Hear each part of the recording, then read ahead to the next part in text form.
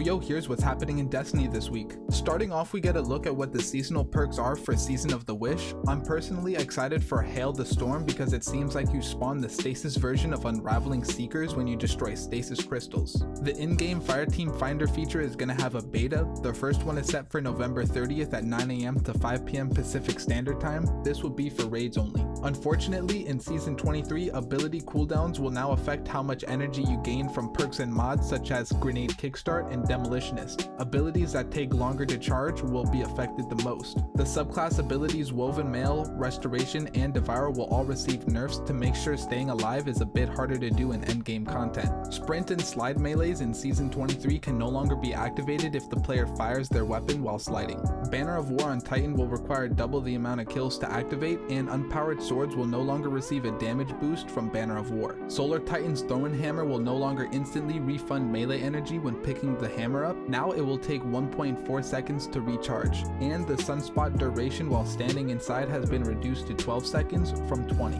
Both Well of Radiance and War to Dawn cooldowns will be increased at the start of Season 23. Stasis is finally getting some love in Season 23. Some fragments are having their stat buffs and penalties changed. Pause the video now for specifics. Stasis Hunter melee will now bounce 3 times, track targets better, and be 10% faster. Plus, the slow from Winter Shroud will have increased detonation size, apply 60 slow stacks, and last twice as long inside of PvE. Stasis Titans can now slow players on hit again with Shiver Strike and can now freeze players again when casting their super. This will now have a radius of 6 meters. And Stasis Crystals created using Howl of the Storm will now consistently freeze targets that come into contact with the crystal. Stasis Warlock melee will have an increased blast radius when impacting the environment, plus the aspect Frost Pulse will be more consistent and the detonation size will be increased inside of PvE. The Glacier Grenade will have a shorter cooldown in Season 23. This will also buff the Warlock aspect Bleak Watcher. Cold Snap Grenades will have a larger arming size and track much better. And lastly, special weapons will deal 10% more damage to frozen targets from 5%. There are a bunch of reworks coming to exotic armor and armor mods in Season 23. Pause the video now for specifics.